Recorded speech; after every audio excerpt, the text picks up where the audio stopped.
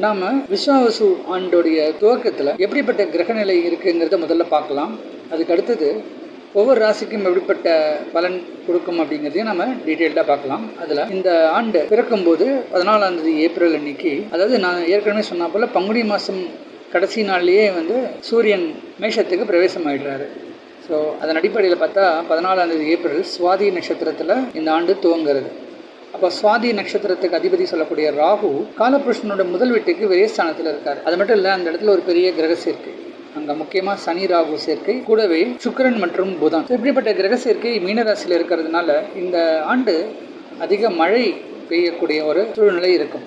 அதுபோல் ஆண்டு துவக்கத்திலே பார்க்கும்போது இந்த மேஷராசிக்கு அதிபதியான செவ்வாயை நீச்சத்தோடு தொடங்குறதுனால வெப்பம் சம்பந்தப்பட்ட நிறைய பிரச்சனைகளும் ஏற்படும். அதுபோல் அங்கங்கே நெருப்பு சம்பந்தப்பட்ட விபத்துகளும் நிறைய ஆக்சிடென்ட்ஸ், இது மூலயமா சில உயிர் பலிகள்லாம் ஏற்படக்கூடிய சூழலும் இருக்கும். அதுபோல் ஒரு சில வியாதிகளும் இந்த ஆண்டு வரத்துக்கு சான்ஸ் இருக்குது. ஸோ இந்த ஆண்டில் துவங்கும் போது மீனராசியில் புதன் சுக்கிரன் சனி ராகு, மேஷத்தில் சூரியன், ரிஷபத்தில் குரு, கடகத்தில் செவ்வாய் நீச்சம், கன்னியில் கேது, துலாம்ங்கிற இடத்துல சந்திரன் சுவாதி நட்சத்திரத்தில் பிரயாணம் பண்ணிட்டு இருக்காரு. இப்படிப்பட்ட கிரக நிலை தான் இந்த ஆண்டு, இந்த தமிழ் புத்தாண்டு துவங்கும் போது. இதன் அடிப்படையில் பார்க்கும்போது மேஷராசிக்கு ஏற்கனவே 7 சனி தொடங்கிடுச்சுன்னு சொல்லலாம். அது மட்டும் இல்லாமல் இந்த ஆண்டில் 2 முக்கியமான பயிற்சிகள் வேற இருக்க போகிறது. அதாவது மே மாதத்தில் குரு பயிற்சி, குரு 3ஆம் இடத்துக்கு போக போகிறாரு. அடுத்தது ராகு கேது, ராகு கும்பத்துக்கும் கேது சிம்மத்துக்கும் போக போகிறாரு. இப்படிப்பட்ட கிரக நிலைகள், கிரக மாற்றங்கள் இந்த ஆண்டு இருக்குது. ஸோ இதன் அடிப்படையில் ஒவ்வொரு ராசிக்கும் எப்படிப்பட்ட பலனை கொடுக்குங்கிறத நம்ம பார்க்க போகிறோம். கடகராசி காலபுருஷனுக்கு 4வது ராசி கடகராசி. கடகராசிக்கு இந்த விஸ்வாவசு ஆண்டு ஆரம்பத்தில் சில பிரச்சனைகள் கொடுத்தாலும் இந்த ஆண்டு நல்ல சிறப்பான ஒரு ஆண்டுன்னே சொல்லலாம். ஏன்னா இந்த ஆண்டு துவங்கும்போது தொழில்ஸ்தானத்துக்கு அதிபதி மற்றும் 5ஆம் இடத்து அதிபதினு சொல்லக்கூடிய செவ்வாய் ராசியிலேயே நீச்சமடைகிறதால ஒரு சிலருக்கு உடல் ரீதியான பிரச்சனைகள் ஏற்படும். வேலைக்கு சரியான நேரத்தில் போக முடியாத சில சூழலாம் இருக்கும். வேலையில் சில பேருக்கு தன்னுடைய சீனியர்ஸோட ப்ராப்ளம்ஸ் ஃபேஸ் பண்ணுவாங்க. அதுபோல் வேலை இல்லாதவர்களுக்கு சில கடுமையான முயற்சி எடுத்தால் தான் அவங்களுக்கு நல்ல வேலை கிடைக்கும். அதுபோல் பிள்ளைகளோட உடல் ரீதியாக சில பிரச்சனைகள் சந்திப்பாங்க. இந்த ராசியில் இருக்கக்கூடிய குழந்தைகள் அடிக்கடி உடல் ரீதியாக பிரச்சனை ஏற்பட்டு மருத்துவ செலவு மேற்கொள்ளக்கூடிய சூழல் இருக்கும். ஒரு சிலருக்கு ரத்தம் சம்மந்தப்பட்ட பிரச்சனைகளும் இந்த ஆண்டு துவங்கும் போது சில நேரங்களில் வர வாய்ப்பு இருக்குது. ஆனால் இந்த ராசிக்கு அஷ்டம சனி விலகிறதே ஓரளவுக்கு பெரிய யோகம். அதே போல் ராகு 8ஆம் இடத்துல வரதும் கேது 2ஆம் இடத்துக்கு வரதும் ஓரளவுக்கு நன்மையான ஒரு அமைப்புனே சொல்லலாம். எதிர்பாராத அதிர்ஷ்டமும் பங்கு சந்தையில் லாபம்லாம் கிடைக்க சான்ஸ் இருக்குது. முதல் 3 மாதம் கொஞ்சம் டஃப்பாக இருக்கும். அதுக்கப்புறம் உங்களுக்கு நல்லா சிறப்பாக இருக்கும். 9ஆம் இடத்துல நல்ல கிரக சேர்க்கை. ஒரு சிலருக்கு எதிர்பாராத சொத்து வரவு கிடைக்க சான்ஸ் இருக்குது.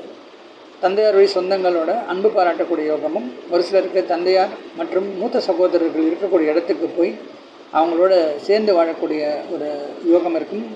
ஒரு சிலர் வெளிநாட்டில் இருந்தாங்க அப்படின்னா தன்னுடைய தந்தையாரோ தன்னுடைய நண்பர்களோட ஒரு சில குறிப்பிட்ட காலகட்டம் வரைக்கும் அவங்க உல்லாசமாக டைம் ஸ்பெண்ட் பண்ணக்கூடிய ஒரு காலகட்டம்லாம் இந்த ஆண்டில் வரத்துக்கு சான்ஸ் இருக்குது.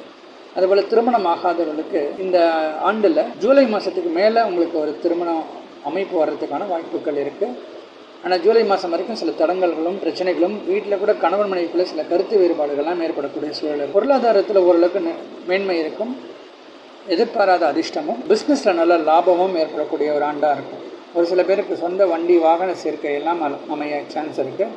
ஒரு சில வெளிநாடு பிரயாணம் அவங்களுக்கு சக்ஸஸ் கொடுக்க சான்ஸ் இருக்குது. அதுபோல் தன்னுடைய முயற்சியால் ஒரு சிலருக்கு வெளிநாடு போகிறதுக்கான வாய்ப்பு வரும். உதாரணத்துக்கு கலைஞர்கள் அவங்களுடைய திறமையால் அவங்களுக்கு நிறைய இடத்துக்கு சுற்றி பார்க்கறதுக்கான வாய்ப்பு வரும். 2ஆம் இடத்தில் வரக்கூடிய கேதுவால் உபன்யாசகர்கள், பட்டிமன்ற பேச்சாளர்கள், ஆன்மீக சொற்பொழிவாளர்களுக்கெல்லாம் நிறைய வாய்ப்புகள் வரும். இந்த ராசியிலையும் ஜோதிடர்கள், அதேபோல் வாஸ்து சாஸ்திரம் சொல்கிறவங்க, இது கன்சல்ட்டிங்காக வச்சுருக்கிறவங்களுக்குலாம் ஓரளவுக்கு நன்மை தரக்கூடிய ஆண்டாக இருக்கும். இப்போ கடகராசிக்கும் இந்த விஸ்வாவசு ஆண்டு ஓரளவுக்கு சிறப்பான ஒரு ஆண்டுன்னே சொல்லலாம்.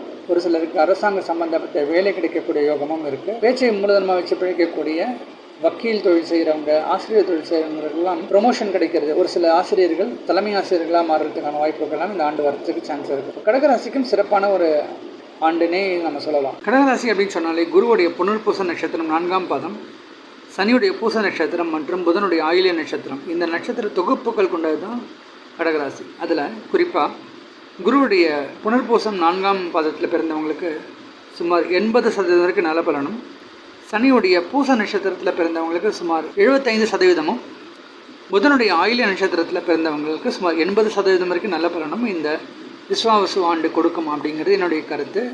ஸோ ஜென்ரலாக பார்க்கும்போது இந்த கடகராசிக்கு இந்த ஆண்டு சுமார் 80% வரைக்கும் நல்ல பலனை தரும். அதில் 6 வரவும் 4 செலவும் இருக்கக்கூடிய ஒரு ஆண்டாக இருக்கும்.